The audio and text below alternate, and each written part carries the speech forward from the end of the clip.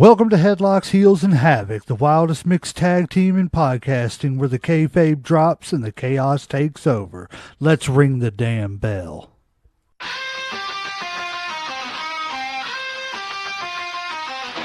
Headlocks tight, heels on the prowl, dropping elbows, hearing growl, feel the foul. No script here, just real, no bluff. Kayfabe crack, now the dirt gets rough. Headlocks, heels, havoc in the zone. Stepping in the ring, chaos at your home. No filters, no mask, just raw bare tone.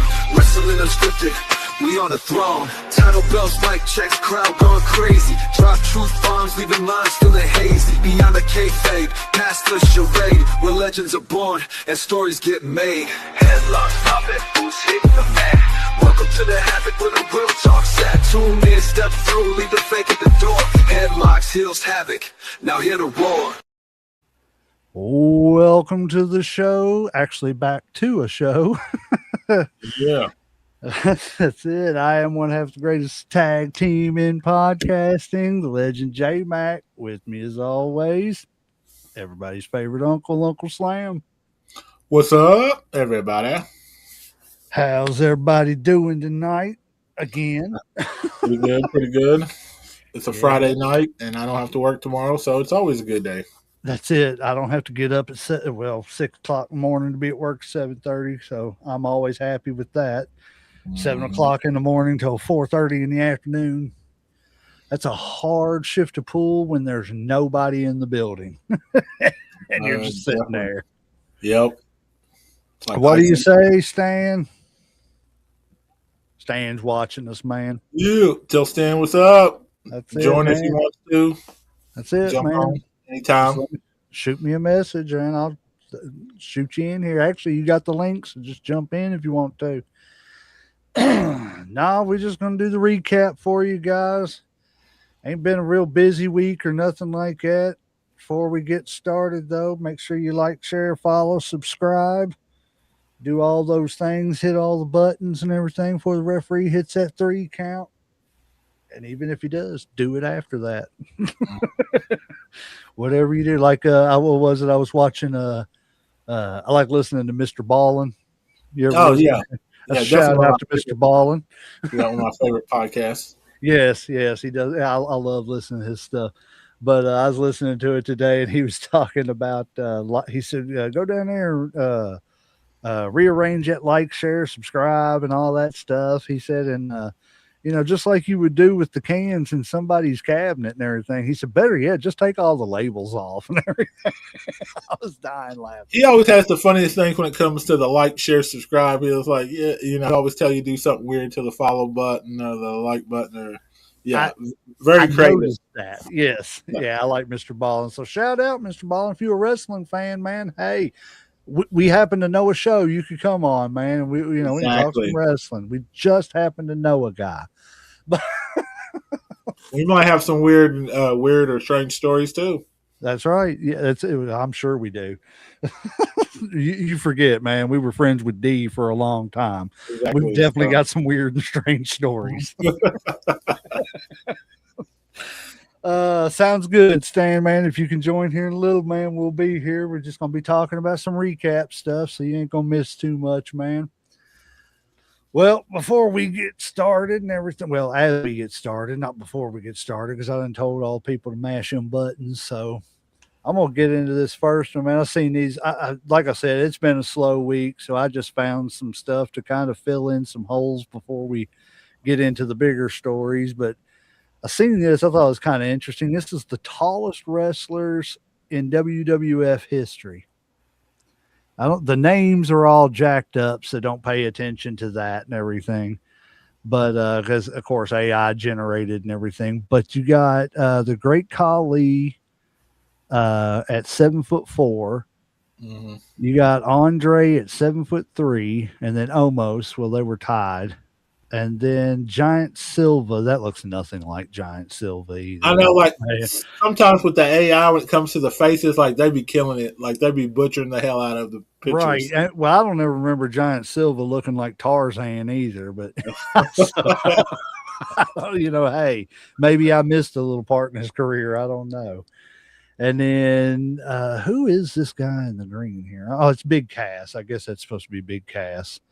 Yeah, that's a terrible rendition of Big Cass. I always liked him though. I always thought he was going to be something more. But I mean, now that I know that he was going through like mental health issues and stuff like that, I'm glad he's got all that stuff fixed. And I think Yeah. he's in AEW now, if I'm not mistaken. So good Now, to is that the him. one by the Giant, by the Big Khali, or what? Or are you talking on the other Yeah, side? yeah. He's the one in the red pants. Is the one, Big Cass is the one that was with Enzo Amore, Okay, okay. the SAWFT soft.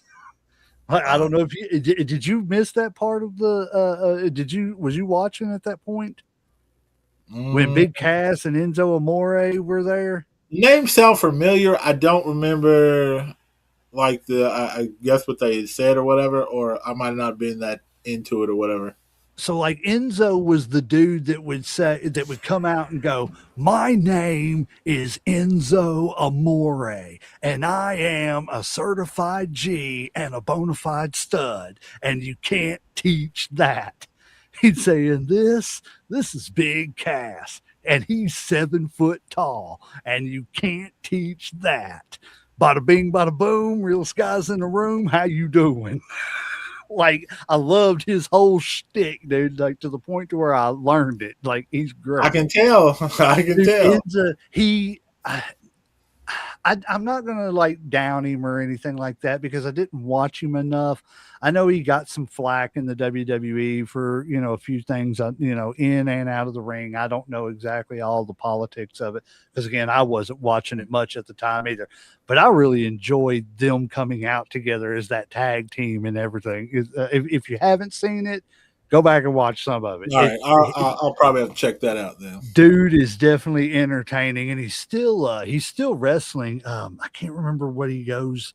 He may still be going by Enzo, but just a different spelling. Okay. So look him up on like Instagram and stuff and everything, but he's constantly, he's got the chops, man. I'm telling you, he's good. All right, so going back to this here list, then you got the Big Show at 7 foot. Big Cass. No, yeah, they got this all jacked up. Big Cass is right there. I guess that was supposed to be a great Khali. Yeah, that's what I was thinking. This list is all jacked up, but it's crazy to look at them and see, how big. Because I always looked at the Undertaker like he was a lot bigger. Yeah. Who's about the Undertaker anyway? Like I can't tell between Kane and the Undertaker. Like, who's that supposed to be? Diesel? Yeah, Kevin Nash. Okay. I guess a very bad AI rendition I was of like, Kevin who Nash. the hell?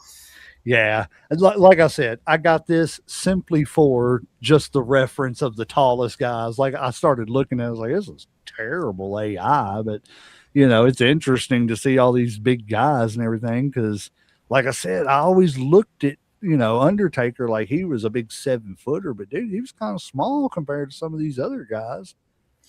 Well, yeah. See, I always thought he was, and I guess he's still technically one of the big guys and stuff. But when you put him against some of the bigger guys, he just, there's a difference. Elegante, the Giant, Andre, obviously. Right. It's kind of like Triple H and them and everything. Yeah. You see them up against each other, they look huge. And you put them up against us, they look huge. Yeah. Then you put him up against an Andre and everything. It's like, wow, man, that dude's really not that big. Yeah, exactly. Exactly. He's really not. Well, he is, but Andre's just huge. So this next list is, which one is this? This one is the greatest, the top 10 wrestling promotions of all time. So you got 10 at AAA, 9 Ring of Honor, 8 the NWA, which I big time disagree with that, 7 All Elite, 6 TNA, 5 ECW, 4 All Japan, 3 New Japan, 2 WCW, and 1, of course, WWE. Yeah. What do you think about that list? Let's see. Obviously, one I don't have a problem with. Two, I definitely understand. I don't know a ton about wrestling in Japan. Like I know very little. I know about New Japan. I don't know much about All Japan. Now I know there was a couple different organizations. Um, ECW, I don't have a problem with it, but I almost feel like WWE actually owns what WCW, ECW now. Might as well say close to owning TNA. They own And Triple Triple A. A. I mean, they own that. I mean, where they own like Half the half list. the list. Yeah, that's what I'm Yeah. saying. So it's like, I see why they're number one. I mean, Right. that's pretty obvious. See, my Uh, biggest issue with this one is just, I mean, I would rearrange some of the other ones different too, but the NWA being eighth, where you want them higher up? big time. I think, honestly, if you want my opinion, I think NWA should be second all time because NWA is the longest lineage. Oh yeah, longevity. Yeah. I I mean, can and it's see still putting New going. Japan at the bottom. I mean, the Japan at the bottom just because they're not as big in America. But I guess if you're going worldwide, maybe it applies different. Yeah. I would put New Japan in the top five worldwide, even though I don't know a whole lot about their product and everything. Like Ring of Honor, I think they're pretty good, where they're at. TNA, I definitely would not put AEW and TNA or ECW above NWA. Okay. But I don't know. ECW, I would put maybe seven. AEW, maybe. Again, see, that's the wild card. Is like you said, I don't know enough about all Japan. Like I hear a lot about New Japan. Yeah, yeah. I know So I more mean, about New Japan than I do about all Japan. right. So I mean, I don't know. I mean, there's a couple I would probably move up and maybe rearrange a little bit, but I mean, you can't really argue with the whole WWE being number one. They kind of, like you said, they own half the On like list. half the list, it's like, damn, it's like, yeah. I thought we weren't supposed to have monopolies on things. I guess nobody told them. Vince It's didn't get the okay. memo. It's okay to do worldwide. It's not okay to do just within our Oh country. yeah, yeah, of course, of course. As long as you're doing that. All righty. Here's another list for you. Greatest wrestlers in the WWE to never be world champion. What do you think about this list? I'm pretty sure we've talked about this before, or whatever. Let's see. We got what? Owen is number one. Mr. Perfect, Roddy Piper, Scott Hall, Jake the Snake. See, I think most of these people we've already talked about, so I don't have an issue now. As far as order, that's probably more personal opinion. Um, I would probably put Mr. Perfect one over Owen. Maybe have Owen two. Um, maybe let's see, and this is my opinion. Let's see, I would have Perfect one, Owen two, Piper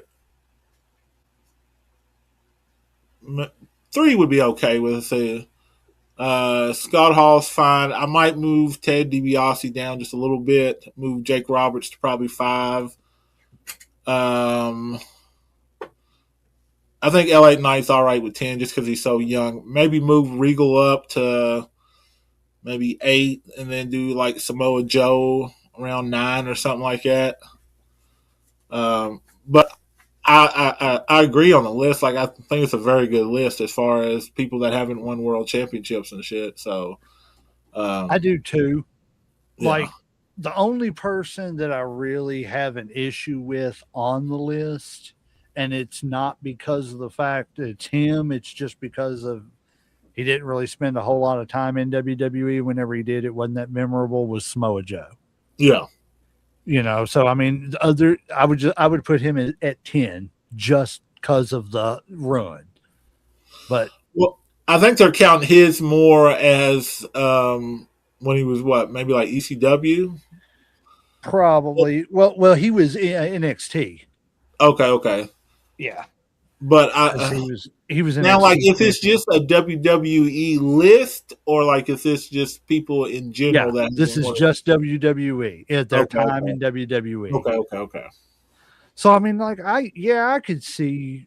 I don't have a problem interchanging 1, 2, and 3 in any way, shape, or form. Yeah, You know what I'm saying? There's no combination of that's going to make me mad. yeah. Because if you put on it as one and left them, I'm not upset about that. You know what I'm saying? Like, if you move those around, I'm not going to bitch about it. You know what I'm saying? At least, like you said, top three interchangeable. I don't have a problem with that.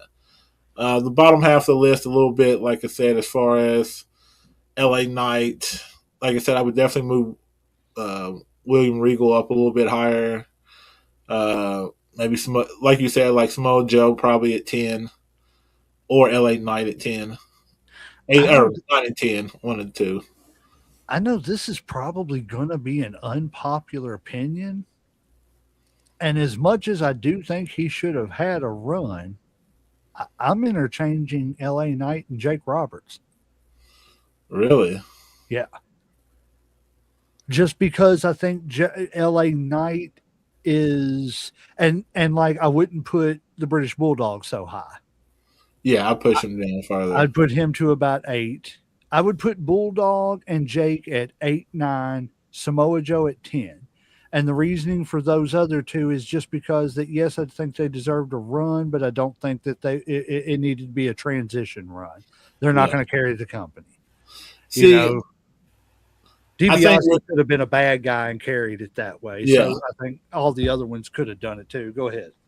I think with Jake though, there's I I think almost he was a product of the time and shit. It's like he got lost in the shovel because when he was there, you had Hulkamania, you had the Ultimate Warrior, you know, you had all these huge names, and I think he just, like he wasn't like he was the quietest person in the room almost, kind of to say, he wasn't making a whole bunch of noise, so you know, so like he didn't get as much attention if he, like maybe than he should have.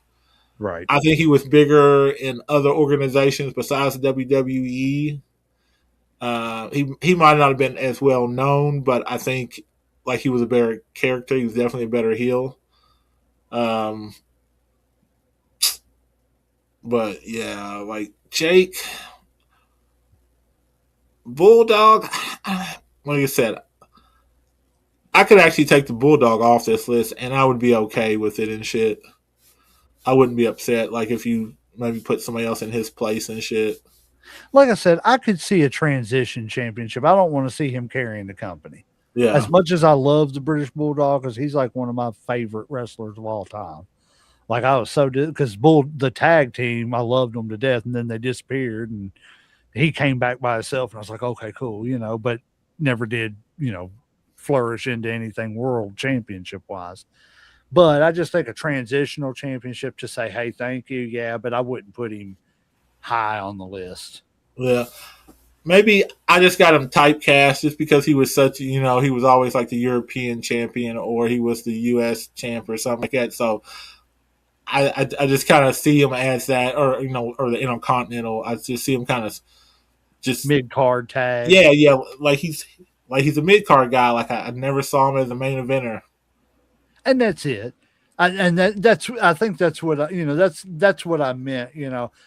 A championship for a month. Oh, he won it. He got over the hump. Oh, they cheated him a month later, and he lost. What I'm saying, something like that I could see, but I don't ever want to see Bulldog as a world champion, like for long term. You're not going to do a Hogan run with the Bulldog. Yeah, you're going to treat him like Jey Uso and just give it to him for about a month and then take it away. The mid card status. All righty. Now this list is gonna. I kind of agreed with this a little bit. I know there was a lot of lists this week. I think the whole wrestling world was like, hey, we got nothing else to do, so let's do some lists. Let's make a list. So this list came out. This was compiled as the top 10 WrestleMania matches of all time. So number 1 is Undertaker Shawn. Number 2 is Brett, and I know that stung that Sean's in the number 1 slot, man, and Brett's in the number 2 slot, but it is as it should be. But I don't even understand why. Okay, because this is WrestleMania moments. Like, I don't understand why they call Shawn Michaels Mr. WrestleMania to start with. Anyway, because nobody has ever outperformed Shawn Michaels in a big match situation, hold on a especially second. at So, WrestleMania. but if you're Mr. WrestleMania, wouldn't you win most of your matches? Like, how are you Mr. WrestleMania or Mr. WrestleMania when you're a 6-11 in WrestleMania matches? That's a losing percentage, buddy. Well, now I know Bret Hart has like an 8-5 record in WrestleMania. I know the Undertaker has a better record. John, not as much. So, how can he be Mr. WrestleMania with a 6-11 record? Like, can you explain that to me, sir? The I man mean, ain't nothing.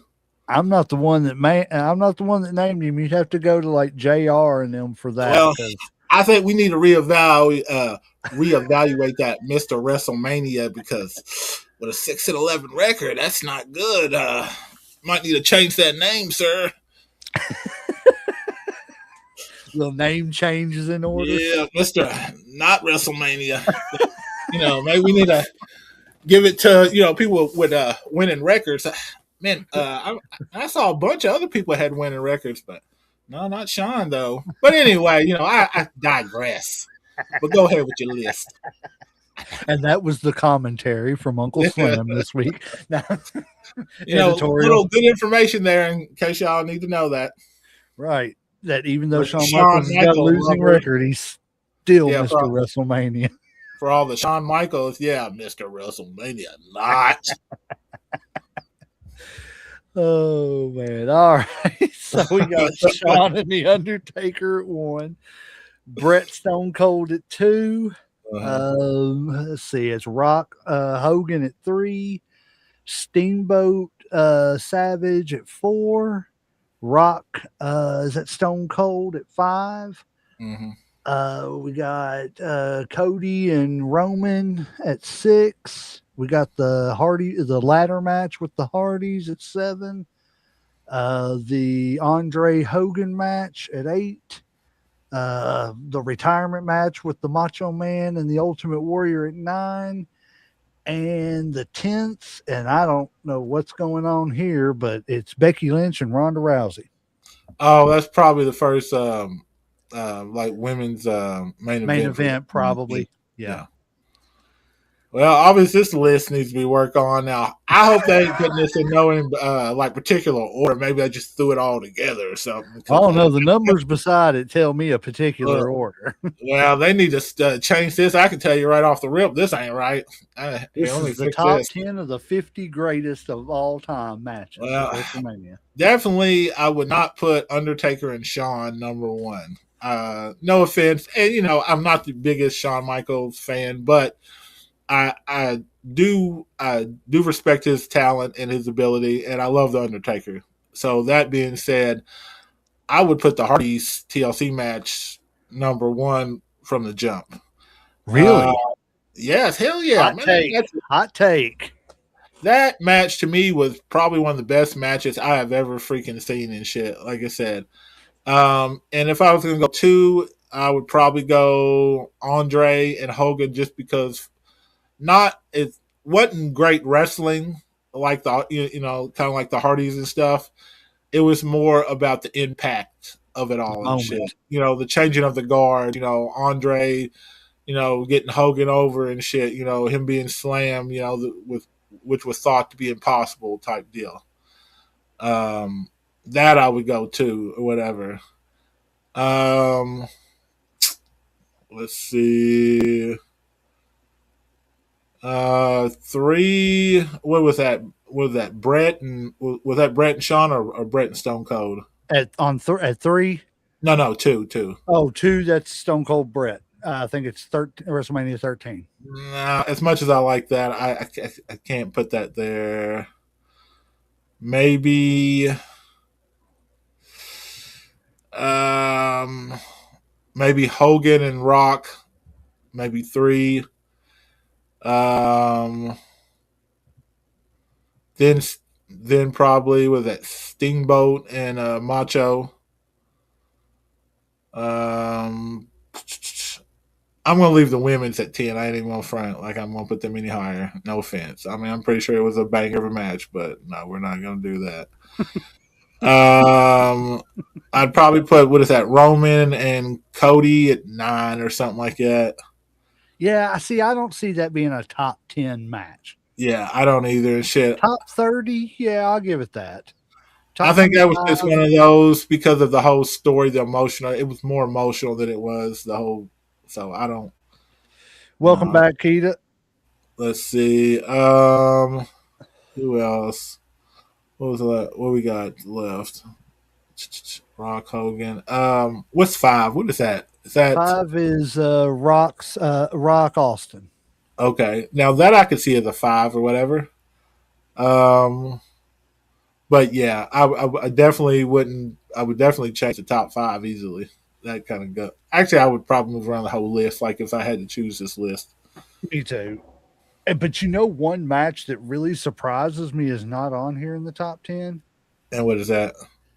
And I would almost replace the Cody Roman match with it. What's that? Hogan Warrior. Yeah, I could do that. Because that was the first time we ever seen an Intercontinental Champion beat a World Champion. Mm-hmm. True, true. And it was huge because she had two baby faces that everybody loved. Like it was like that was one of those matches that like nobody wanted to pick because everybody's favorite was one of the others and shit. You know, there was two baby faces going at it.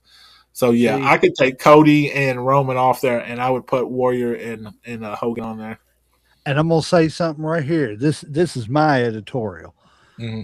All you glowing vampire Twilight fans, we did the Edward Jacob thing way before y'all did. We did Warrior Hogan. You had to pick a side. Exactly. So And you can keep your little twinkling vampires. We had warriors from space that you didn't know what the hell they were talking about, and guys that shook their head like they were losing their minds when they got beat up in the ring. Don't tell me about vampires and werewolves. then all the little Hulkamaniacs. That's right. I see. That's like I was gonna say. This list, I don't know. I mean, honestly and truthfully, I don't. And it's not because I'm a fan of his. I don't have a problem with the Undertaker, Shawn Michaels match being one. I mean, Uh, it was a great couple of matches that they did to end Shawn's career and stuff at WrestleMania. I don't have a problem with it. Would I personally put it at number one? No.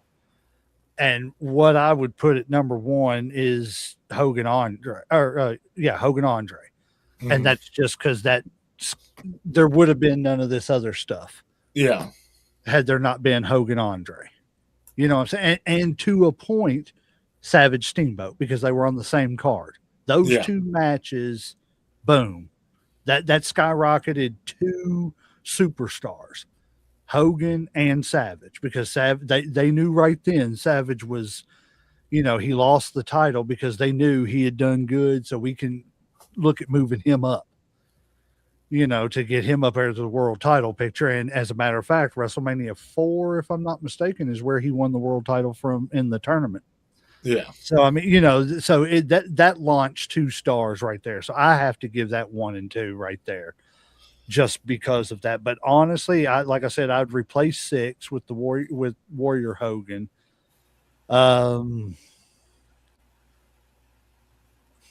Everything else I'm okay with being on the list. I mean, I'm not going to take it away from the women. So, like you, I'm going to leave it there. But everything else I could rearrange. I wouldn't mind doing our own list one day of top 10 WrestleMania moments just to see what we would choose instead.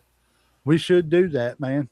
I Put it think out we there to should the do it. fans too, and get some fans to send in some, some of theirs too. Exactly. Because I think we could come up with a better list, just my opinion. I know we could. Yeah.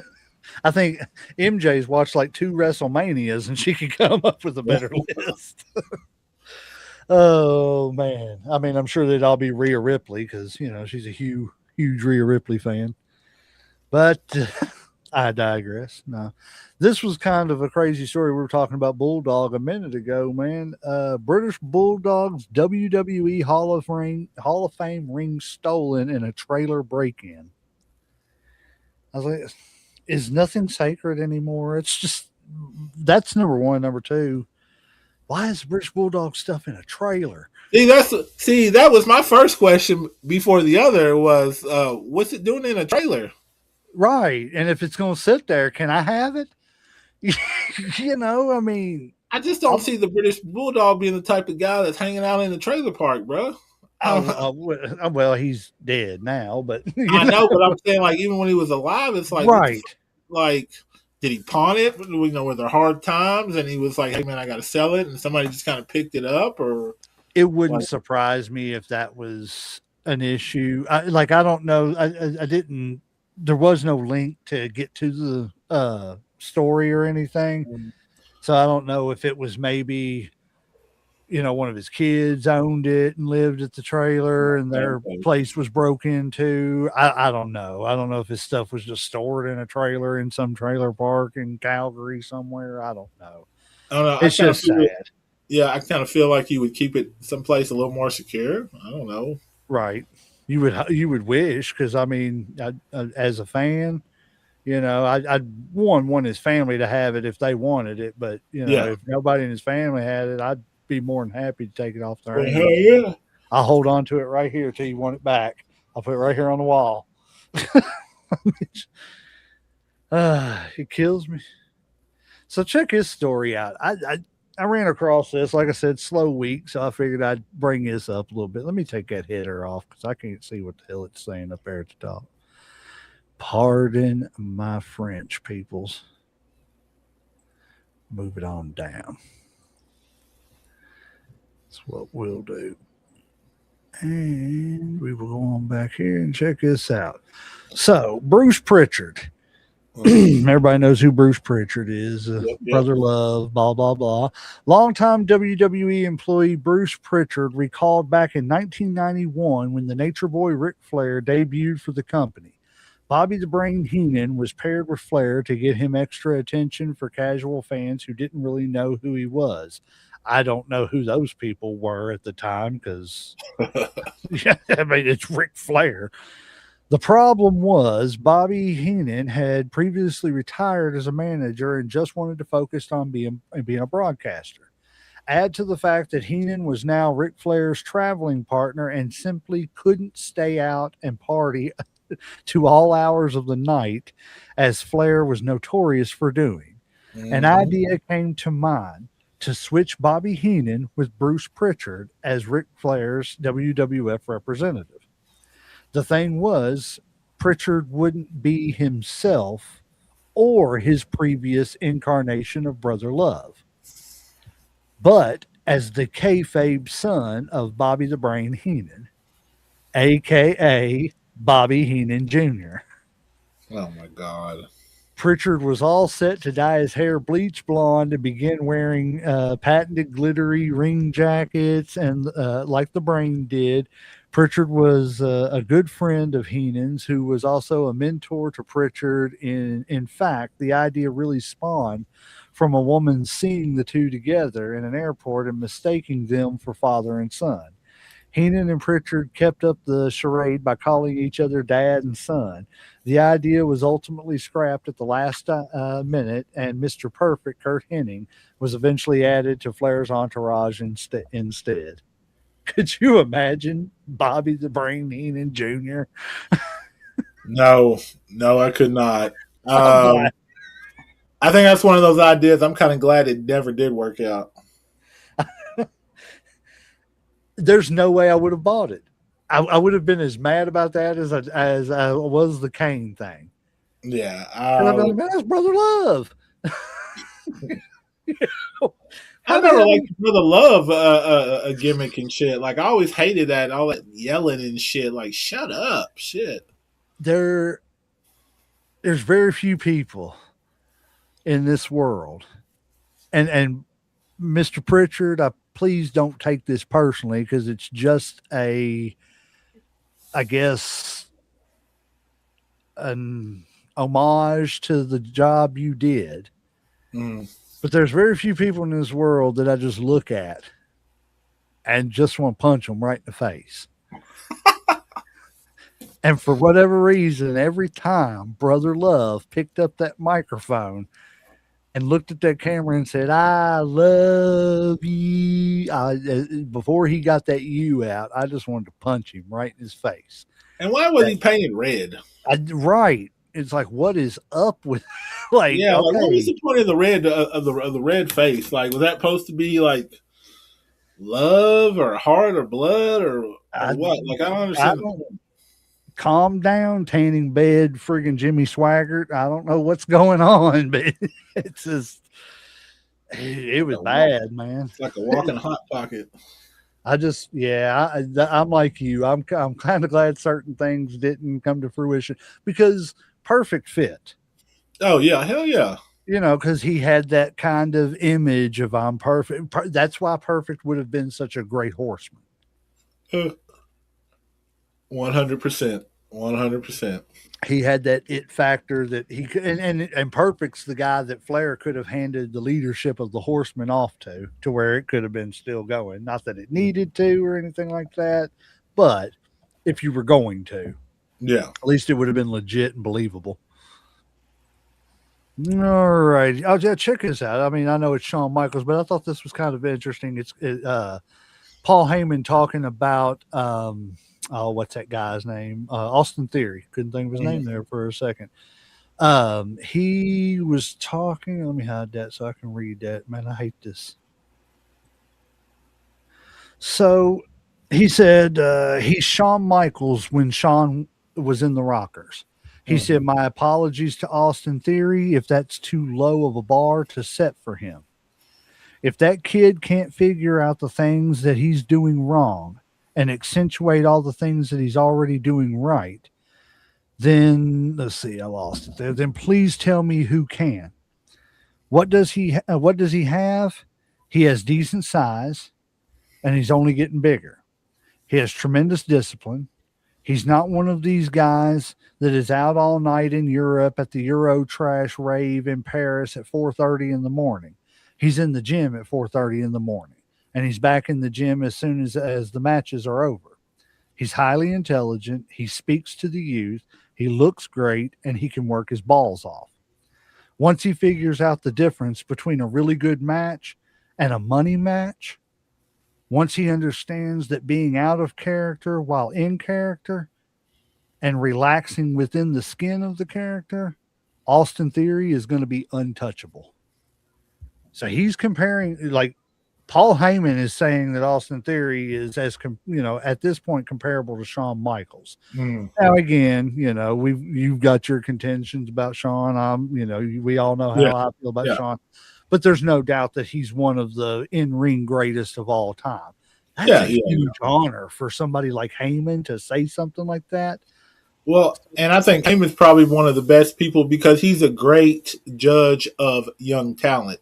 Yes. Heyman's a person that you want to stick a young talent like Austin Theory, like a Brock Lesnar with to develop, to, let them learn about, wrestling, the history, the science of it and stuff like that. Like, he's a valuable resource. So anything Paul Heyman says when it comes to wrestling, most of the time, like, you need to pay attention to it because he knows what the fuck he's talking about. He's done this shit for I don't know how many decades. Like, he's lived and breathed wrestling. He's ran an organization. He knows what the fuck he's talking about for the most part and shit, like I said. So if he's saying this, then, you can, so you can take it to heart and shit that, that there's a lot to it.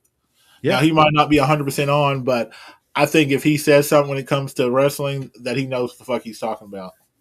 Not only that, but, he can say it, but it's up to Austin Theory to take it and run with it. Exactly. And now if he does, that's awesome. If we get a next generation Shawn Michaels, and I'm not saying he's got to go out there and do sweet chin musics and stuff like that. I'm just saying a next generation, somebody that can go out there and win, lose, or draw, can steal the show and help put on the best match on that card, whether it's the main event or the opening, curtain jerker.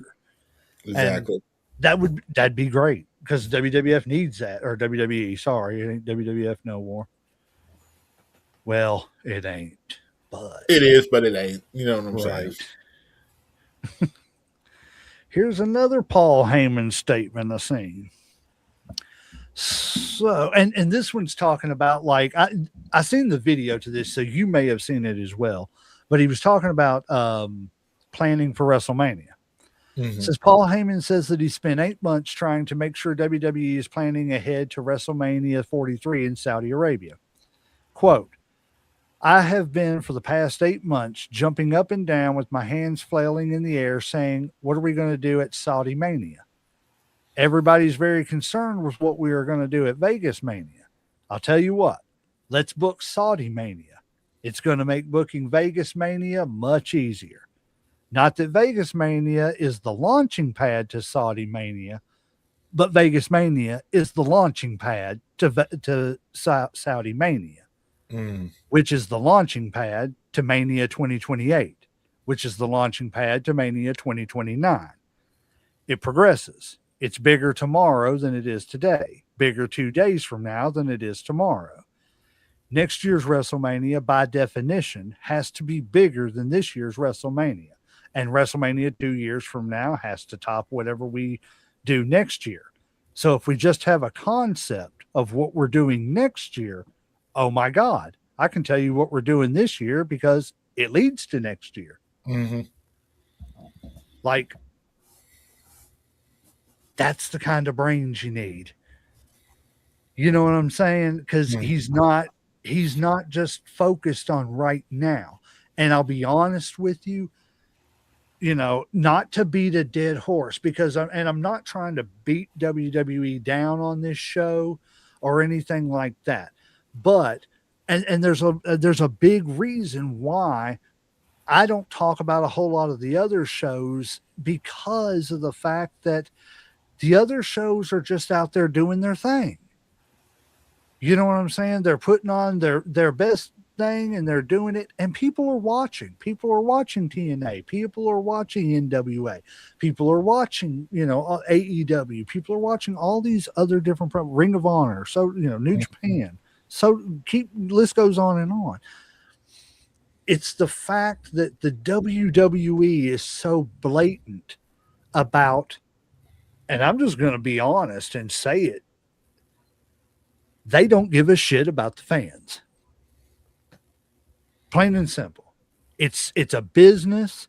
Suck it up, Buttercup. Pay the damn price or don't watch our shows.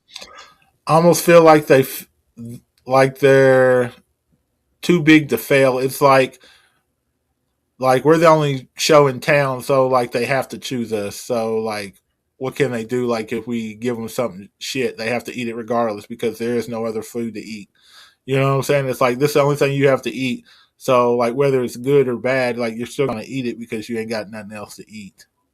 Yeah, and it's horseshit because, like I said, and honestly, I'm getting to the point to where I almost want to start covering everything else except for WWE.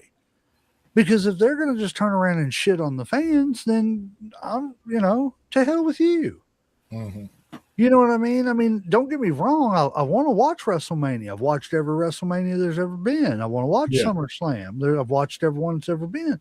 But at the end of the day, man, I'm not just going to keep letting you make a fool out of me and just keep, you know, let me ring the bell, you know.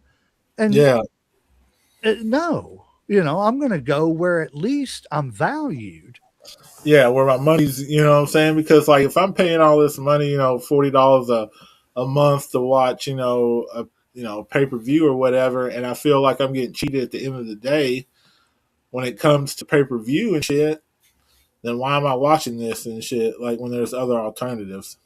Exactly. You know, like loyalty can only get you so far, and eventually you're going to be like, okay, I've been going. You know, say I'm a big McDonald's fan, and you know I've been going because their cheeseburgers have been good and cheap for years. But then once the prices start going up, I'm like, okay, well they're just you know what I'm saying, like they're good, so that's why I go. But now, you know, they're not good anymore. You know, and they're not cheap, so it's like, why the hell should I go? And it's almost like with the WWE, it's like, they used to be cheap and good. Now they're really expensive and they're not even that good anymore and stuff. You know what I'm saying? And there's other alternatives. There's other brands, or other, if you want to say restaurants, whatever you want to put it to. Like there's other options out there.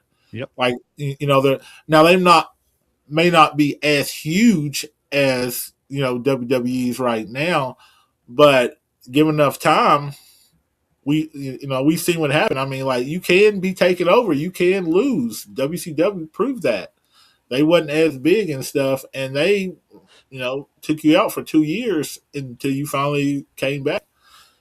And you might not be able to do that again. You know what I'm saying? Like, you might have fought them off one time, but if somebody else comes, you might lose. I think I figured out why WWE targets a younger audience and kids. Money. Because kids can afford to be loyal. Because they ain't paying for it. Exactly. The parents are. That's it. Exactly. Every kid on this planet can afford to be loyal to the WWE. I can't. I'm an adult. I have to grow up and pay my money where I can get the best quality for the money I got. Yeah. It's just, but yeah, I mean, that's the thing. You need people like Paul Heyman in there because these TKO types, they don't understand that. Paul Heyman gets the wrestling business. Mm-hmm. And I don't know. But that's going to play into another item I've got here. We're getting down to the last few and these are a little bit more serious. Now, this one's not like whole serious, but I don't know how I feel about this, man. So, WWE is planning on using the smaller set for Raw and SmackDown as a, quote, way to roll back aspects of production, unquote, and maximize the amount of fans in the audience. So, in other words, what they're saying is say goodbye to the Titantron. What? No, you can't get rid of the Titantron. What the fuck? Yeah, they're going to this little set design right here that they've been using at the pay-per-views. Oh, hell no. Are you kidding me? Dead serious. Ah, come on now.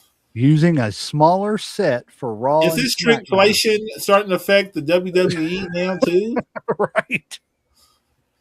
They want you to pay more, but I'm getting less. Hell, I'm not even getting a Titantron anymore. But it's so the fans can get in there more, so they can charge $15,000 more a seat. Yeah, so they can crowd more people in and be like, "Oh, hey, look, you're closer to people. Let's charge premium prices." Right. You get to see Cody Rhodes as he comes out, like right above him. You can look down and see him. Here, I need 50 thou. See, this should just make me sick now. Again, like I said, I'm getting to the point to where it's just like, boycott them, man, because that's the only way they're going to stop. Yeah, you got to hit them in the pocketbooks. Like I said, they're not going to listen any other way. You can say whatever you want. I don't like this. I don't like that. But until they start losing money and shareholders start losing money, nobody gives a fuck. That's it. Just plain and simple. Just be honest. Like, that's what it comes down to.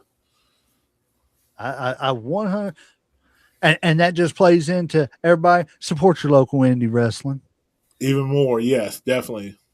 You see a show being posted down at the Armory, hey, gather your kids up on the weekend, take you $50, go take everybody to the wrestling show, have a damn good time, hit up a drive-through on the way home, and then watch a movie after you get home.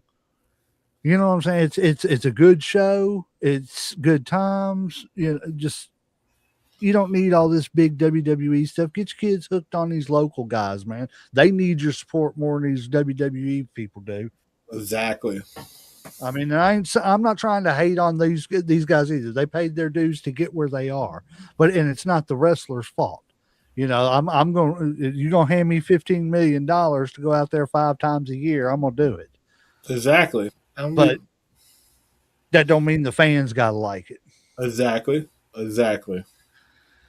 So, getting in, we kind of touched on this in our little phone call we have to discuss the show, but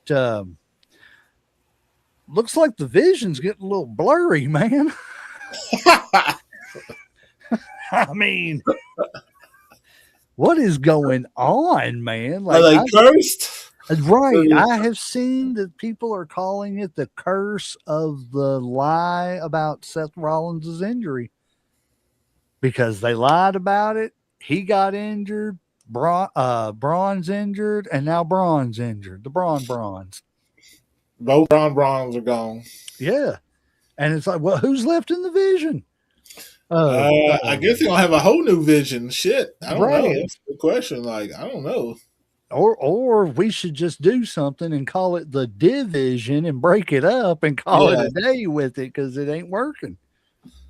yeah, Some things in life, things happen in life, and it's supposed to be a sign that you should probably stop. I think after the first couple people dropped like flies, we should probably go, let's revisit this. Well, who's even left now? Just what? Jake Paul? Jake Paul and Theory. Two people. That's God it. bless. And I mean, it's no offense. I know we just talked about Austin Theory. I hope he gets to that level. But Austin He ain't Theory there is not, yet.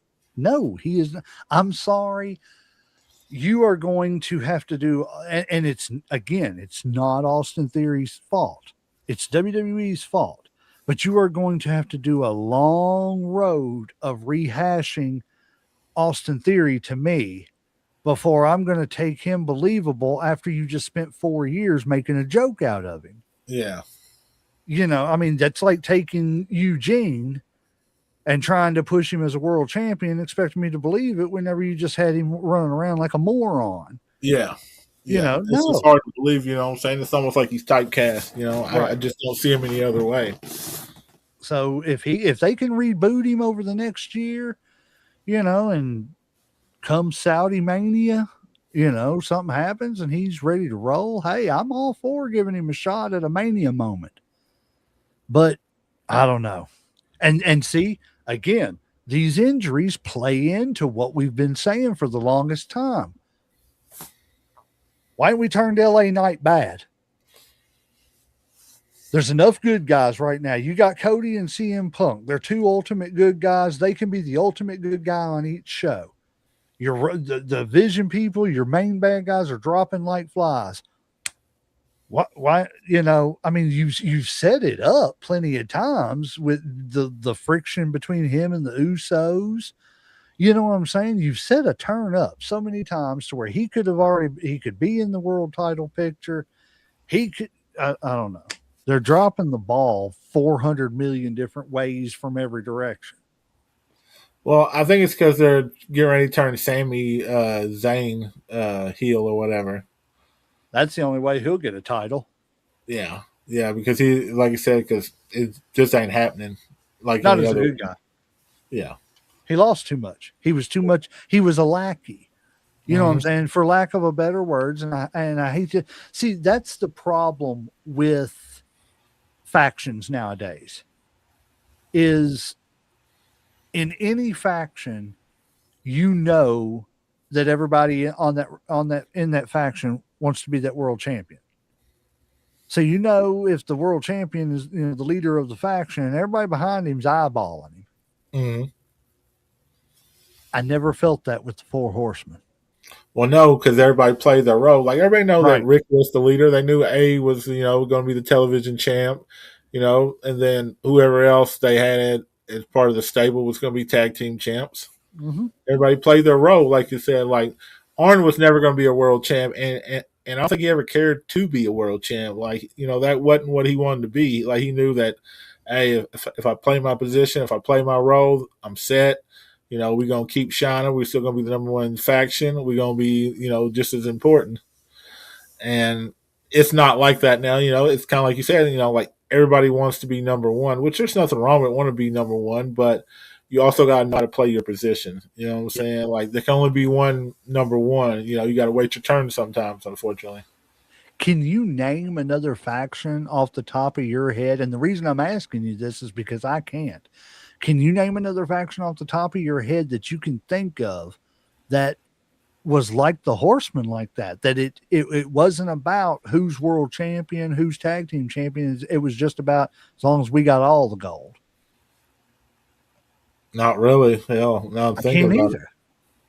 Like to me, and that's what makes the Horsemen the greatest faction of all time, because they all set their egos aside, even though they all had egos and had reason to have egos.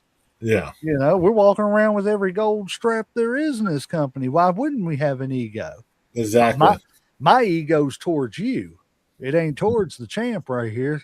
Yeah, The champ's making more money, and I'm hanging out with the champ. So that means that trickle down effect. exactly. I'm getting the women, the parties, all that shit because Right. I'm with the champ. Guess what? I don't have to buy drinks. So that's saving me money right there.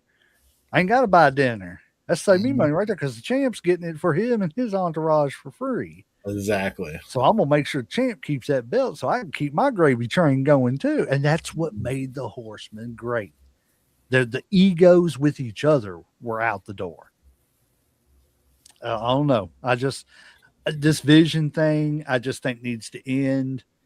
It's been a failure, and I have a bad feeling they're going to do like they did with Roman, and they're just going to shove it down our throats. They don't force us to like it. Yeah, and I got news for them. I'm not doing it. I don't care about it. It's stupid. It's fell apart. You know what I'm saying? Mm. Would DX have ever made it if everybody in DX had been injured like this? Oh hell no! It would have died. Think about how quick the NWO would have died. And no offense, Kevin Nash, I'm not trying to no hate at you or nothing like that. I know you've had quad problems, and I'm just saying, would the NWO have taken off if, say, unfortunately in that Bash at the Beach match he had tore his quad then? Mm. You see what I'm saying? And he's out Yeah, for a year. That kills the whole momentum yeah, of kills everything. momentum. So I mean, if it would have killed those, then let's just let it die. It didn't work. Let it go. I'm with you on that. Like I said, I think since Bronson is gone, they need to just blow it up and either start again or something because it's just not going to work. Like I said, they're not going to come back for a while. Like I said, How many members are like? It's getting NWO ish yeah, because how many members are going to be? What members? There's a new member every week because this guy's here, that guy's not here. Now he's here. This guy's here. Let's grab this. No, boom, it's over. You know what I'm saying? I could have lived with it if it was still Theory, Paul, and Reed. yeah. You know what I'm saying? They could have held on at the mid card and lower until the other guys got back or whatever was going to go on. But now, no, there's been 5 members and 3 are hurt. Nope, blow it. Done. Out. Thank you, whoever's watching. I can't see. It doesn't let me see who's watching. I appreciate you guys. Who we got on here? We got 2 watchers from who we got here. We got 1 from Twitch and 2 from that's YouTube. Okay, cool. So guys, I'm just learning how to do all this stuff. I'm learning all kinds of new neat stuff to do with this thing. So give us some time. It's only going to get better, I promise. All right, last big story I've got, and this one's probably going to be a doozy because I'm sure this is going to take off onto another story that you brought up earlier. I don't have any pictures of it or anything or any video. I wish I did. I didn't think to put any up to play it on the show. But we've been talking about TKO. Well, Vince McMahon tweeted. Vince McMahon said, I said I'd sell my company when I felt confident it would succeed in my absence. I no longer believe this to be true. Kiss my ass, TKO. I'm buying back the WWE. Hashtag kiss my ass club. Hashtag such good shit, pal. Mm. So Vince's, and the rumors is that he's got a Saudi investment group that is going to help him buy it back.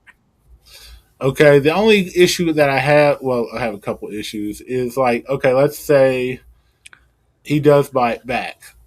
Is it him running it, or are we basically gonna have the same thing where they go to Saudi and they have to do so many matches, and we have the women dressed a certain way, and you can't say certain things, or is it going to be back to the old days where Vince does what he wants, how he wants, and there's nobody checking him. There is nobody over him. Vince has final say. I am okay. So here's what I have heard. Um, I have heard that the Saudi deal is going to he's bringing them in as investors. Mm-hmm. From what I've heard, he wants to take it back to a private company. Okay. So I don't know what all that's going to entail. I don't know if, you know, the Saudis are going to have some say in it for a while until he pays them back. I You know when know, you're a private company, you have more say on what you can do right. instead of a private, traded company, but you also make more money being a publicly traded company. Could you imagine the Attitude Era if it had been streaming? I've been in love. Been fucking love. It would have been absolute chaos. I mean, even more than what it was. You know what I'm saying? So could you imagine Vince having a privately owned WWE with streaming? No, that would have been, like I said, would have That been insane. Yeah, but like, I so how do you feel about this? Like, do you think Vince should get it back, or are you see, I'm of the opinion if he gets it back, he's going to have some kind of checks and balances because he's going to have to be smart enough to realize that what he was doing in the final years just wasn't working. He was losing people. Mm-hmm. You know what I'm saying? That people are liking the fact that I don't know how to say it. They're liking the idea of getting back to a little bit more of like a ruthless aggression type era. Yeah. You know what I'm saying? I'm not saying go full attitude era, but ruthless aggression, you know, people I feel like want that more. Mm-hmm. Without the shareholders and stuff, I think to me, that's what was making Vince do what he was doing.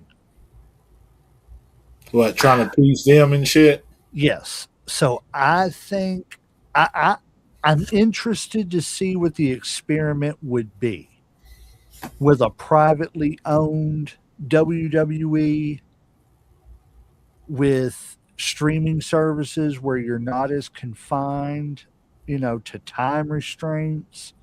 You're not as confined to necessarily, broadcast TV restraints. Mm-hmm. You know what I'm saying? It is would Vince be able to bring back a semi attitude era? Would Vince be able to bring back a semi ruthless aggression era with a privately? I don't know. I'm interested to see what's going to happen.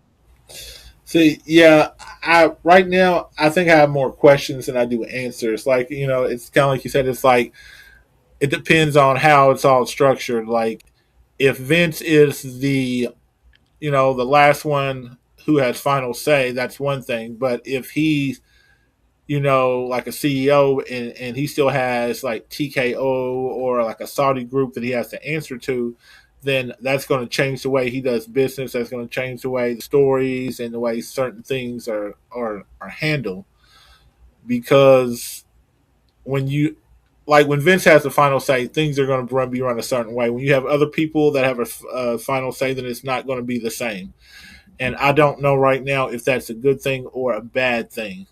Because, when Vince was running before, everything was good when he had a final say. But then once TKO came over and they were kind of like his bosses, I think he just kind of went middle of the road, kind of bland just to kind of pacify people. You know what I'm saying? Like, it's almost like it lost the edge to it that it had before. Yeah. And So, yeah, go so, ahead. so I'm not really sure.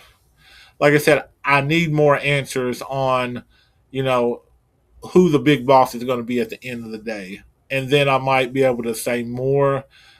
Um, but I'm okay with Vince buying it back. Like, you know what I'm saying? Like, you know, I mean, like he knows more about wrestling than most people probably forgot in a lifetime and shit. Now, is he still in touch with people nowadays? Is probably going to be the biggest hurdle.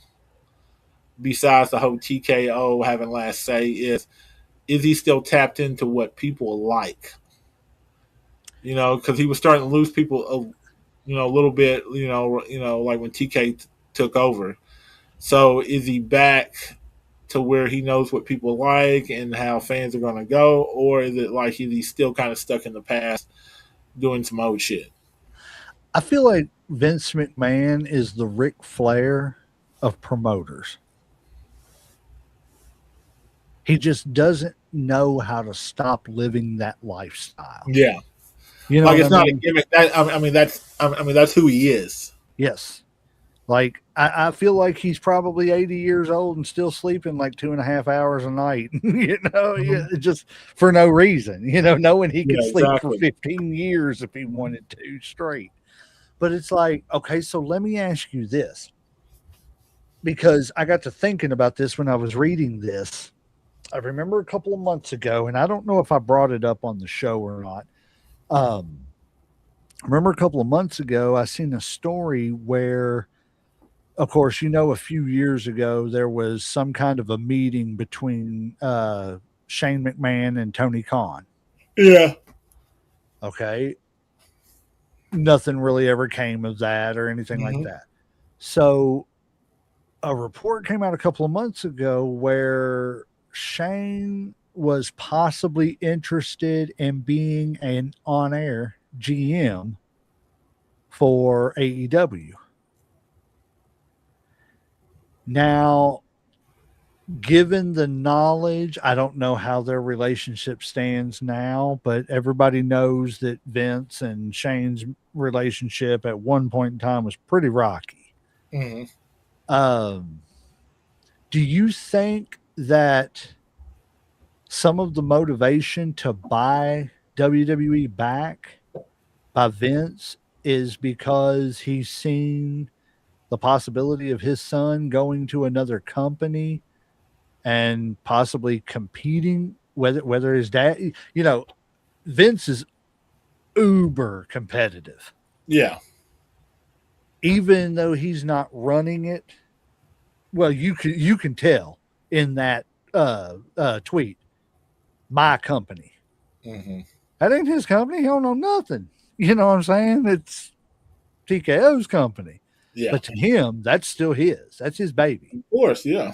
So do you think the motivation is to stick it to his son No, or because to Vince compete is to his so much his of an son? egomaniac that he doesn't see anybody being his equal. He don't see any competition. He just sees people nipping at his heels. So I don't think he sees his son as competition. I think he just sees him as one more person he needs to cross off or step on or step over. No, I don't think. I think Vince does it because he loves wrestling. I think he gets enjoyment out of it and shit. Just the whole wrestling business in general. I think the whole getting pushed out, he would never left if he didn't have to. He still would have been running shit like if he could have, because that's how much he likes it. Like you said, I mean, the man didn't vacation, he didn't sleep and shit. You Right. know, like that's how much he. So no, like I don't think he has any more motivation than just waking up and being Vince McMahon. Like that's enough as it is. Like he wants to crush everybody. Like he wants to be number one.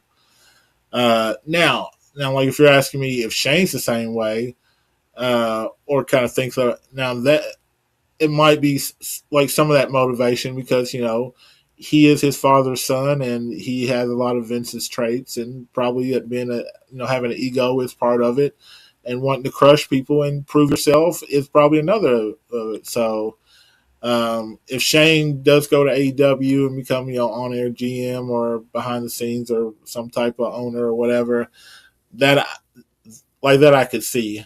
But no, I think Vince's ego is so big that I don't think he thinks anybody's competition. I don't think he thinks anybody's bigger than he is. I don't think he sees anybody as competition, but I also don't think that he wants his bloodline associated with something else that could become competition. Does that make sense? Yeah, like I hear what you're saying, like I said, but no, I think Vince's ego is just like, nope, I'm the best thing out there, best thing smoking. So nobody's a competition. Let's see here. Well, to play off that, so you brought this up, so I'll let you kind of segue off of that. But well, well, here I'll do it because I have a question for it.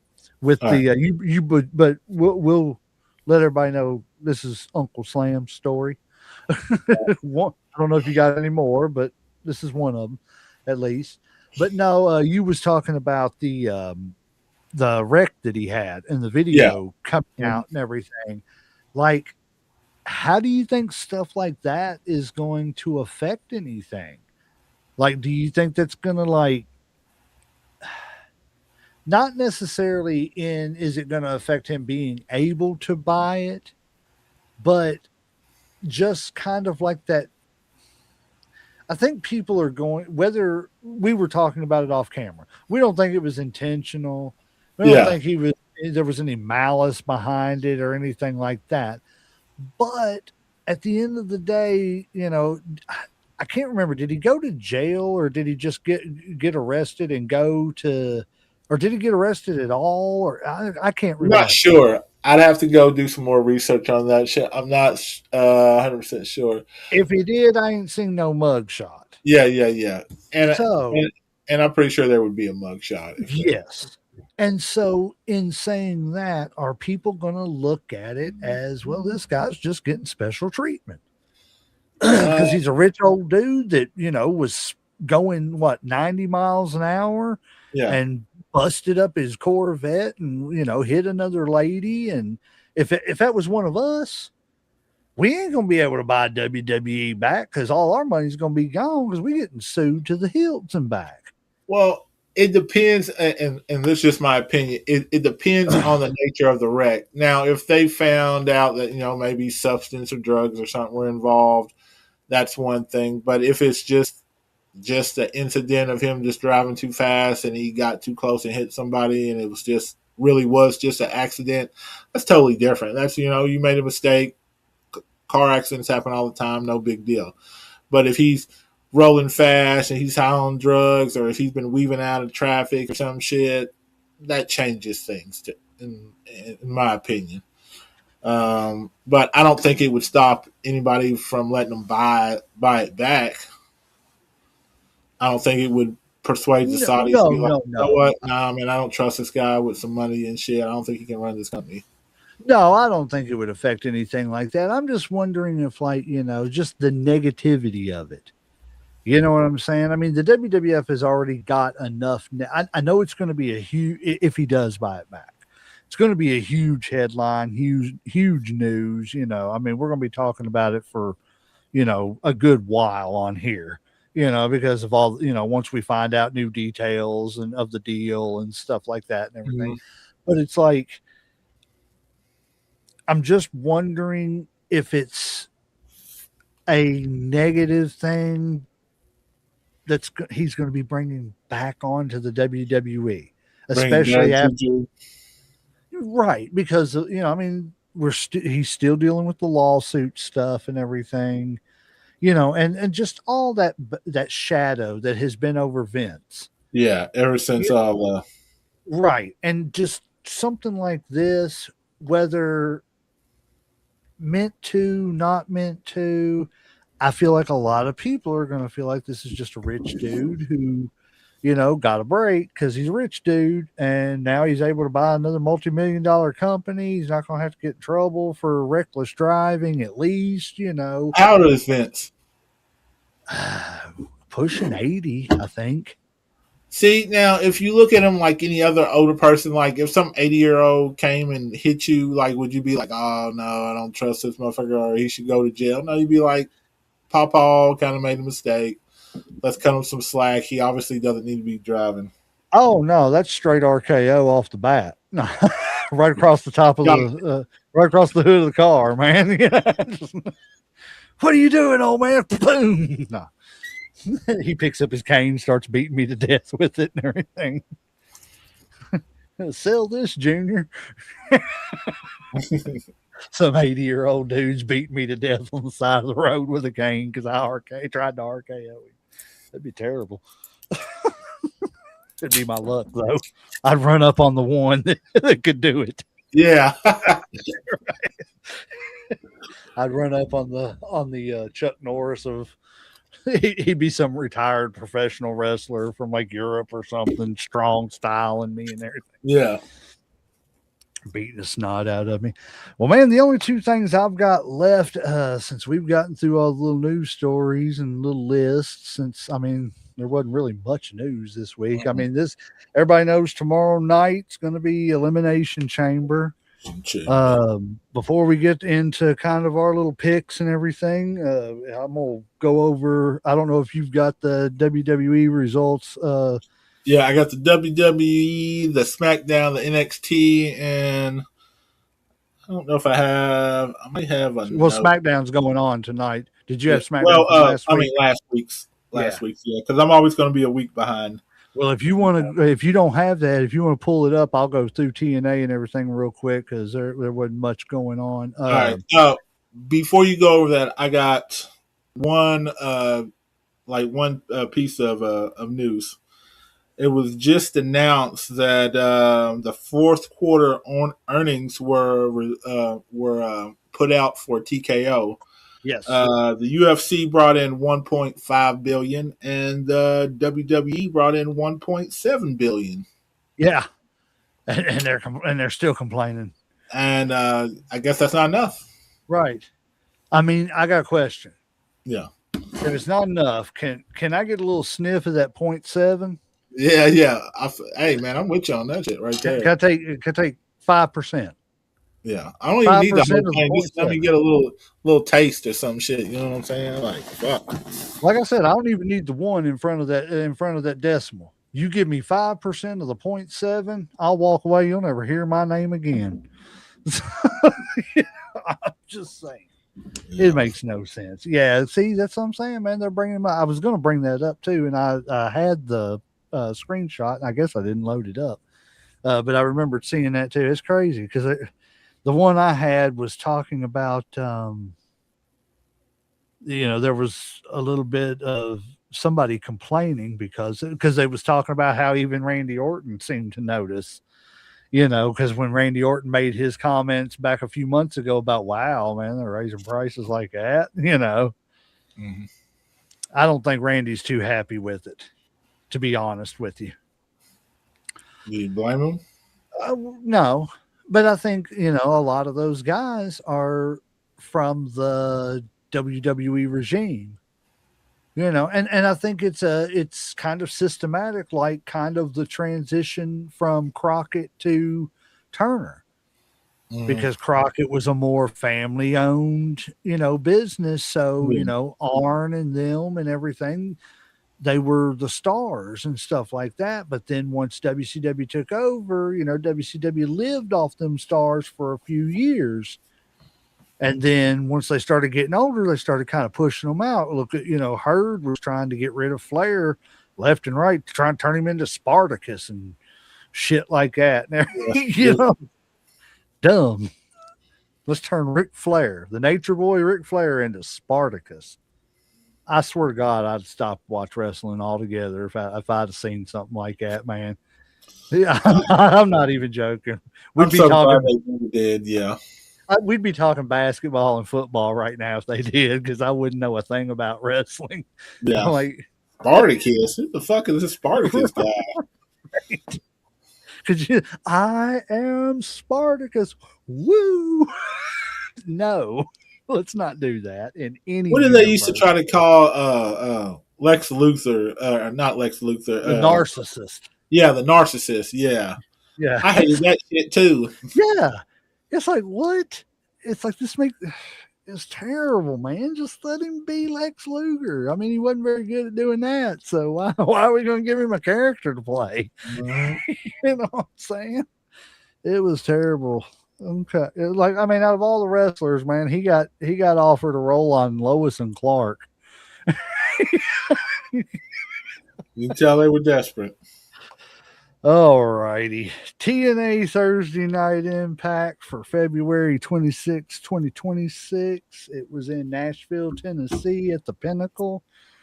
Saw the Namath, Nick and Ryan Namath defeated Mike Santana and Leon Slater by pinfall.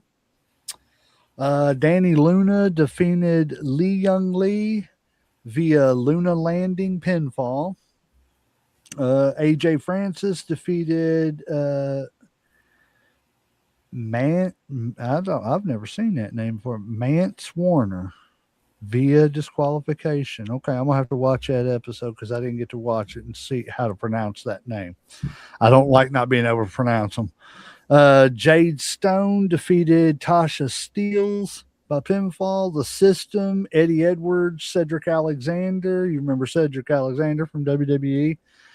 Brian Myers and Bear Bronson defeated the Hardys and the Righteous. Boston Knee Party pinfall. Keynotes from the show. Mickey James had a face-to-face segment with Ash by Elegance, hinting at future matches. So Mickey James may be coming back, which I'm not mad about it. Steve Macklin attacked commentator Tom Hannafan and Tom Hannafan's guest commentators after confronting Santana about past issues. AEW this week, AEW Dynamite, February 25th, 2026. The main event was Mile High Madness. The Young Bucks, Jack Perry, and the Rascals defeated FTR, Ricochet, and Gates of Agony. Anything goes tag match was the stipulations. Let's see. John Moxley beat El Clone. Standout opener was the finish. I don't know what that is. That must be his finishing move. Gabe Kidd beat Orange Cassidy. Man, have you ever watched Orange Cassidy? Mm-mm. Dude is hilarious. Like he'll stand there and he just puts his hands in his pockets. Oh, I think we've talked about him before. Yeah, because I saw one act like when they stapled his hands inside of his pockets and shit, and I said something about it. And he'll like kick you in the leg, like barely tap your leg, and then I think it's hilarious. I don't know why. I don't ever want to see him as world champion, but doing that, I can live with it. Let's see here, but I don't know. I've never really watched him, but they say he's a pretty good wrestler. Let's see who we got here. Where'd I end up there? Okay, it was a controversial finish with Gabe Kidd going over Orange Cassidy. AEW Women's Tag Titles, the Babes of Wrath retained via disqualification. Penelope Ford, injury angle. MJF, and which by far my favorite wrestler today, and Hangman Adam Page agreed to a Texas death match stipulation for their AEW World Title bout at Revolution. AEW has another show called Collision, and the only match they had on that was Thunder Rosa returned from injury and defeated Julia Hart, spotlighting a future program with Tequila. Is I think how you pronounce that? I'm not for sure. All right, then we got NWA Power, February 24th, 2026. Results from the weekly NWA show featured the following: El Dragon and Wrecking Ball Legursky defeated the Pope. You know who the Pope is, right? Elijah Burke. Elijah Burke. Okay. He said Mark Pope. The Pope. The Pope and Big Strong Mims tag team match. That was a tag team match. Slade, the NWA World Junior Heavyweight Champion, retained his championship by submission over Damian Finner. I don't know that name. So, Damian. That's who he got him. Quintessential Diva picked up a win in the women's action against La Princess Nevis. And that is it for those. Let's see, upcoming notes. Ariana Grace and Jody Threat for the knockout title. Nick Namath and Leon Slater for the X Division title. Multi tag team featured Sinner and Saint, The Righteous, and Rich Swann and more. That's all I got out of that. All righty. Let me give it a shot here. Let's see. We'll start with Raw. Let's see. First, we had Gunther come out, of course, talking crap about AJ Lee because it was AJ Lee's retirement night. You know, they were doing a special tribute to him, so the GM had to escort Gunther from the ring. Then we had the first match was the Elimination Chamber qualifier, which was Jey Uso, the original El Grande, and Bronson Reed. Now, as we all know, the Vision is becoming the Vision because Bronson Reed got hurt in the match, which allowed Jey Uso to go ahead and win it. Or as you call him, Mid-Card Jey. That's right. Which is, I mean, next we had Liv, I'm sorry, the truth hurts, Mid-Card Jey. Next we have Liv Morgan finally made her decision between Jade Cargill and Stephanie Vercaer, which I don't know if anybody else, we kind of saw this coming because Liv doesn't want any part of Jade Cargill. Let's just get it on. Let's get like she don't want none of that. I do. So she obviously picked Stephanie Vercaer, cracked her in the head with a microphone to get the party started. Then we had Maxine Dupree versus Natalie. And before I say anything else about this match, am I the only one who thinks Natalie or Natty looks like one of the characters from the Planet of the Apes, like Caesar, with her new grill or mouthpiece and hair and twist and shit? Every time I see her, like I just want to be like Caesar. All I'm gonna say is if somebody goes to punch this woman and she grabs their hand and looks at them and goes, "No," I'm falling out. I'm telling you, next video, I'm gonna put a side by side. I'm gonna put Caesar from the Planet of the Apes, and I'm gonna put Natalie on there. And I guarantee when you look at them, you're gonna see exactly what I'm talking about. Let's see. Then we had the return of Brock Lesnar, which he issued the Brock Open Challenge, which he says nobody will accept. Man, one thing I did want to bring up was, you know, the Vision came out earlier, was talking smack. L.A. Reid came out, attacked him or whatever. But what I enjoyed the most was, I don't know if you noticed L.A. Reid's shirt. It said Unchosen. And I felt like that was so very fitting because he's never been chosen the way he should have been for a world title, for a run. It's like they're even marketing that now. It's like, oh, we're not picking you up, but we'll make a T-shirt out of it. It's like, here, we'll make fun of you. Yeah, like, I mean, like, God bless. Okay, let's see. Then we had Javon Evans versus Kofi Kingston. Kind of a boring match. You know, I love Javon Evans, but Kofi, I think he's a little past his prime. Evans, defeated Kofi, so it was no shock. I'm okay with Kofi and Xavier being a tag team and, you know, maybe a, you know, tag title here and there or something, but, you know, grooming these younger tag teams to, you know, I like that they let them get, you know, like get over. So I definitely appreciate that. You know what I'm saying? Like, I think it's definitely necessary for the growth of the company and shit. You know, it's kind of like we've talked before.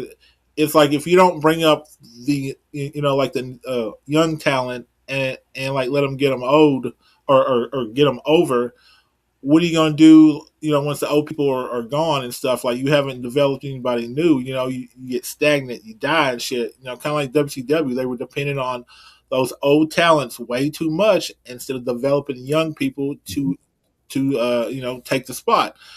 or you could use it as a prime example of what the vision is. You know what I'm saying? Like you lost these two young guys that you brought in.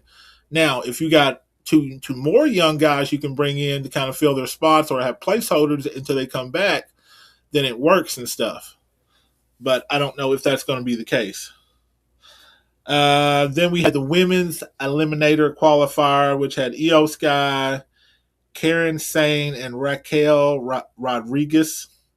Man, I'm sorry about that name. I butchered her name. And the winner was Rodriguez.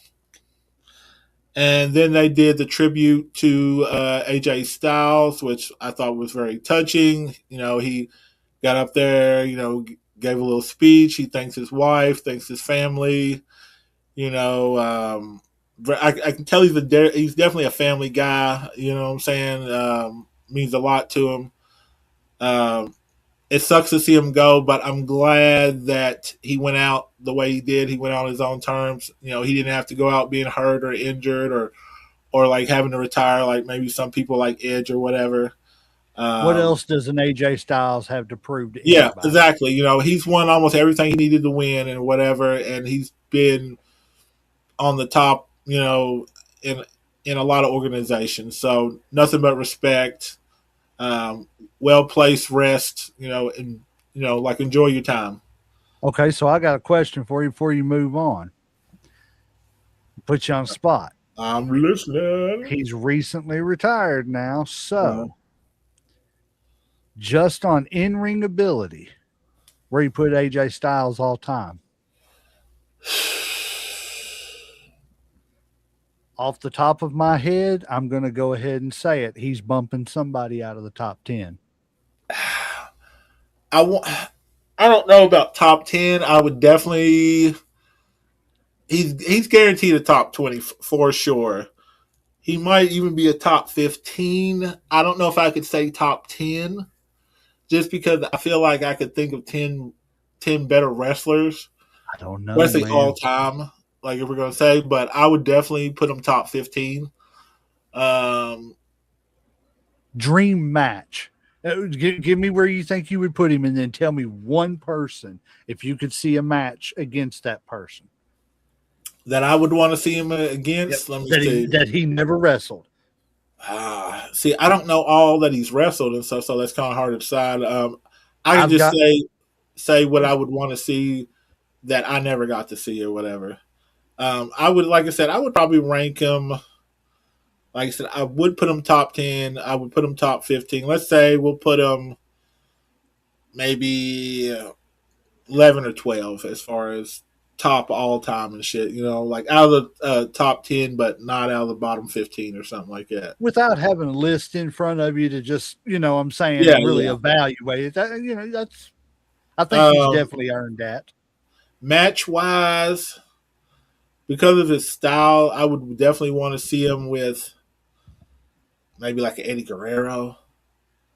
See, I think they would have like a hell of a match, especially if it was a high flying. I could just see them coming off the fucking ring, both of them just both in their prime, maybe like a triple threat match between, you know, maybe like an Eddie, AJ, and maybe like a Ray, you know, somebody like that or whatever. See, you've already given me mine, man. You when you said triple threat, I was like, okay, I can throw that in there too. That's a match. So mine, you done said one of mine. AJ, Eddie, Sean, Brett. Ooh. Yeah. I could see that being a really good match. And here I'm gonna put a stipulation on it. Elimination. Last man standing. Yeah, hell yeah. Yeah. Didn't mean to interrupt you though. I just no. You had him on your list and everything. Yeah. But like I said, and I also like the way they did his retirement a lot better than John Cena. You know, it's kind of like I said once before. I felt like John Cena's whole retirement was more of a money grab as far as, you know, we're trying to sell as many T-shirts and much merchandise, sell out as many arenas. AJ's to me felt like it was more of a, hey, you know, this is my final match. I lost or I won. It's over with. And this is my last ride type deal. Why do I Now, feel like the WWE's like John Cena run was kind of like his GoFundMe for his yeah, retirement? yeah, yeah, yeah, yeah. It was like, oh man, we got to give them some more money here. We got to, because they ain't coming back for a while. Right. Um, Now, I did. I was a little shocked, and I feel like it's kind of a little early because I thought if you retired, you had to wait at least 5 years before you got put in the Hall of Fame. I think Uh, it's just pro sports as yeah. far as like Now I that. don't know if you noticed, but the Undertaker came down Yeah. and told AJ Lee that he's the next 26 inductee into the Wrestling Hall of Fame. So there is a theory out there that the WWE did that on purpose What do you mean? because of all the rumors swirling that AJ could possibly show up at the Revolution pay-per-view for AEW. Yeah. Everybody was thinking that WWE put him in Hall of Fame, so they got him around to get past that pay-per-view, and he don't just show up. I wouldn't put it past him. Would not put it past him. Nope. Hell no.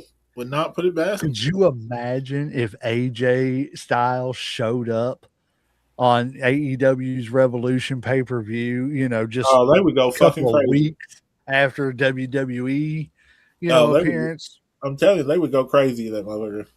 It would be something to blow up AEW. Oh, hell yeah. But I think, like you said, I think AJ's enough of like a family man, and like he's the type of man that when he says something, it's his word. Yeah. So when he said, I'm done, I'm done. Mm. I don't think it was, at first I kind of thought it was maybe a story, Yeah. but now I he's my age, and I can understand, wanting to spend a little more time with your kids before they get out of the house and, go hunting and fishing and whatever it is they do, riding the four-wheelers and stuff. I know he's, country guy and stuff living in Georgia. Yeah. So, do your thing, man. You gave us enough entertainment for 20 some odd years, man. Enjoy your retirement. Exactly.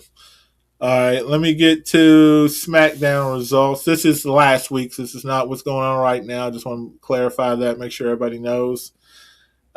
See, we had Cody Rhodes start off the show. Was getting ready to do a little promo. Then Jacob Fatu came out. Both of them basically were like, "Hey, we're Drew McIntyre. We need to beat his ass because he interfered with our match last week." GM came out, said I gave him the night off, but he ended up buying a suite and so he could sit and watch the match. First match was Tonga.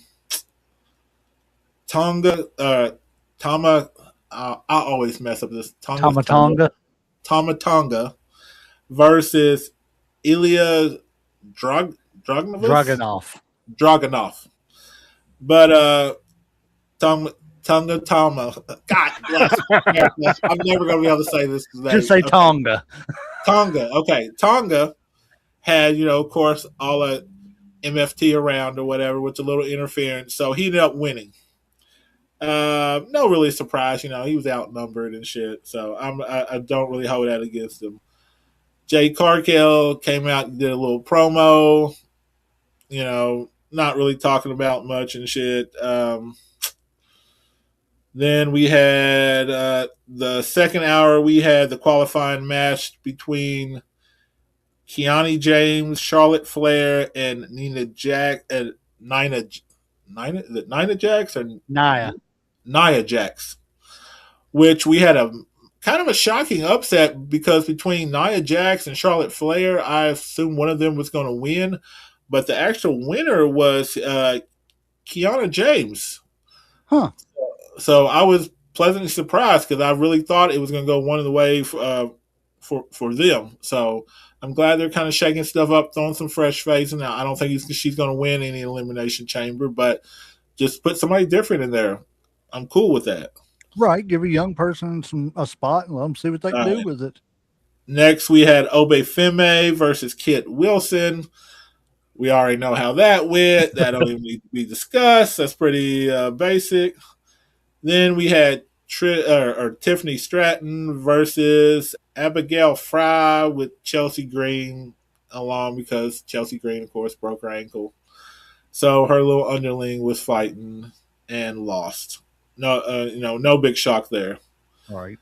Let's see. Let's see. Qualifying match is Trick Williams, Carmelo Hayes, and Damian Priest. With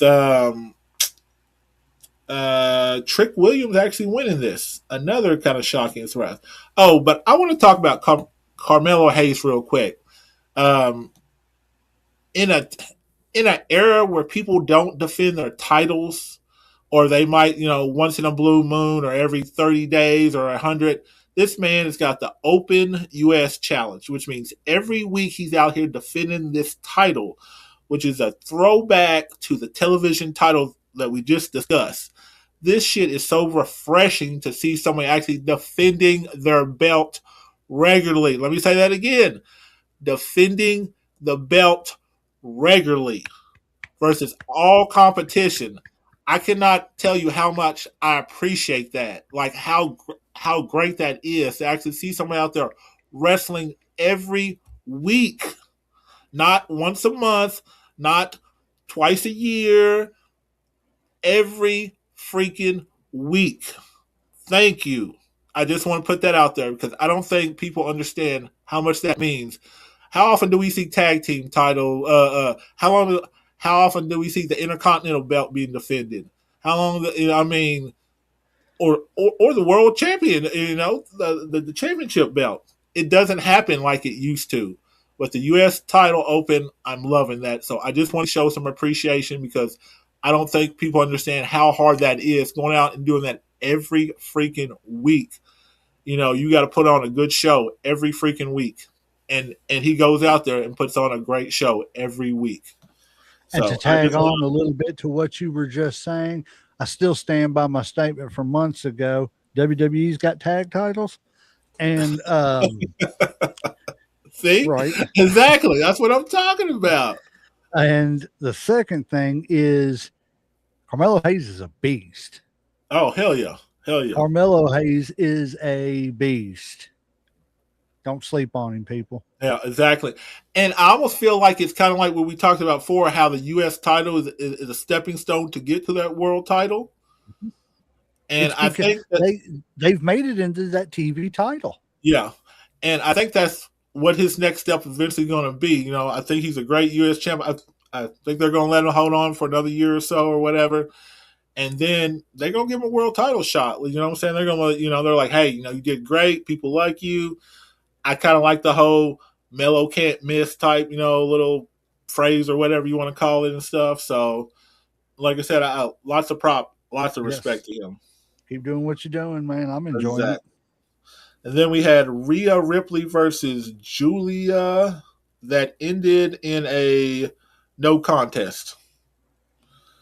I love those matches. Yeah. Let me see. Aleister Black defeated Randy Orton. Let's see. And I think NXT. Let's see. NXT, we had Lola Vice versus Keilani Jordan, with Jordan defeated Vice. Let's see. We have a title match set between Ricky Saints and Joe. I always say Joe Henry, but it's Joe Hendry. Yes. I always want to call him Henry for some reason, but it's Hendry. My bad. Sorry about messing up your name, sir. You're going to have to start doing some videos like that construction worker and start talking about Brock Lesnar. Hey, that's what I sound sometimes. Like I said, have you seen that dude? That's what it's going to sound like. Have you seen that dude? Oh, God, look it up, man. Construction worker talks about Brock Lesnar. He's like, yeah, I'll beat you up, you sissy boy, Brock Lesnar. And he calls Joe Hendry Mark Henry. It's hilarious, dude. You look him up, he's great. Like he's pissing a bunch of wrestlers off, but dude, it's funny shit. It's hilarious. All right, let's see. We had Cutter James versus Tony D, which Tony D is on a little win streak. He's over here trying to get some payback to Dark State. Let's see. And then we had, looks like what is this, 4 or 5 tag team match. We had OTM, The Culling, Hank and Tank, and Swipe Right, all in a tag match. And Swipe Right won. Let's see. We had Ela Knight versus El LaFleur. I think he's supposed to be French or Canadian. I'm not really sure. It was for the speed title, and it ended with a no decision because time ran out. So, no winner there. Then we had Ethan Page versus Shiloh Hill, and Ethan Page defeated Shiloh Hill to retain the belt. And that is all I have as far as the recap for Raw, SmackDown, and NXT. Well, as everybody knows, tomorrow night is Elimination Chamber from the United Center in Chicago, Illinois. Starts, I know I said Illinois. Illinois. You don't pronounce the S, dude. Go into my go into my Jesse Ventura. You don't pronounce the S. But let's see here. We got what we got. World Heavyweight Championship. We've got CM Punk champion versus Finn Balor. It's in Chicago, so I don't think anybody's really thinking that Finn's going to win. I like the match. I think it's going to be a really good match. But yeah, I agree. I don't think it's going to. I don't see him losing in his hometown. And plus, he just got the belt. Like, I mean, honestly, like if he's gonna lose it, it might be at WrestleMania or some shit. I don't see it being at this pay per view. No. Just my opinion. And then we got the Women's Intercontinental Championship. We got Becky Lynch versus AJ Lee. I mean, again, it's her husband's hometown, so I'm saying AJ Lee's going to walk away. See, I'm going to go opposite, and I think Becky's going to keep the belt. All righty. Interesting take. All right, we got the men's elimination chamber match. Participants: Randy Orton, Cody Rhodes, Trick Williams, Javon Evans, Jey Uso, and LA Knight. Who you got, Uncle Slam? I want LA Knight to win it. I don't know if they really want to let him win it. So as a backup, I might say Trick Williams, but I think LA Knight is going to be my pick, though. I want LA to win, but I think Trick's going to win myself, too. I think they're getting ready to push Trick really hard. Because the fans love him, man. That, what is that? Whoop that trick, get him, whoop that trick. I mean, they love that chant, and it's catchy as fuck. I ain't going to lie. Yeah. It's way better than yeet, yeet. You got to get off mid-card Jag, man. Come on, man. I'll get off him when he gets off the main event level and gets back to the tag team and stays there. He's back now, eh? You're good. Stay there. I don't think he's going to win because I don't see him winning no fucking like elimination chamber. Like I said, I think he would just put in because Bronson got hurt. So no. All right, women's. So the women's, we got Tiffany Stratton, Rhea Ripley, Alexa Bliss, Asuka, Kiani James, and Raquel Rodriguez. Who you got? See, this is a lot tougher because I feel like they've played out Tiffany, they've played out Rhea, plus they still got the tag team belts anyway. So I don't think they're gonna give her a title shot unless they're breaking them up. I almost want to see one of the new chicks kind of come in and let me see. Like who's in it again? What you got the Keanu James. Kiana James, Raquel Rodriguez, Asuka, Alexa Bliss, Rhea Ripley, and Tiffany Stratton. I want to see Rodriguez, honestly, and shit, just because I think she kind of needs it. But I wouldn't be upset like if the new girl, like Keanu James won it or whatever, because I don't know. Like I said, I feel like Rodriguez needs that push. Like I don't think she's ever been a world champion. I know she's been a tag team champion. Um, but I don't know if she could carry the company and shit.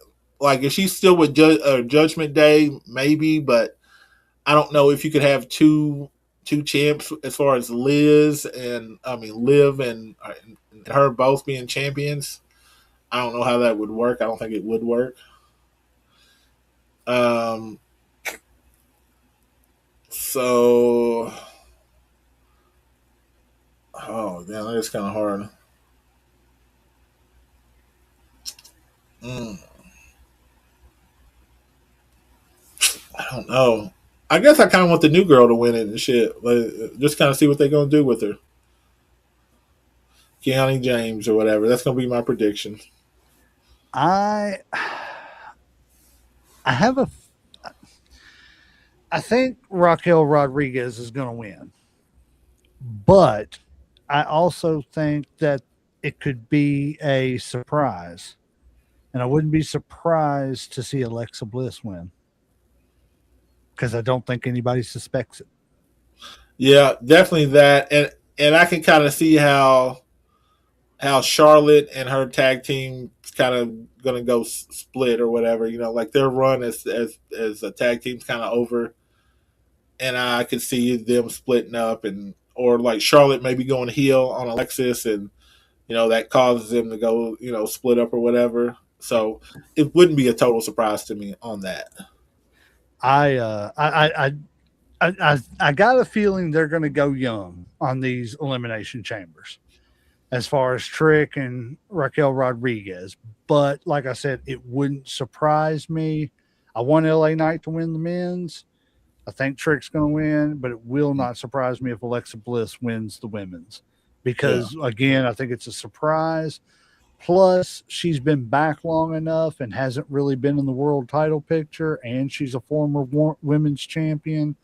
So, and she was women's champion, and I don't mean anything bad about it, but when it was the SmackDown women's title, okay, the yeah, Raw women's title, you know what I'm saying? It yeah, wasn't the world championship. It wasn't the WWE.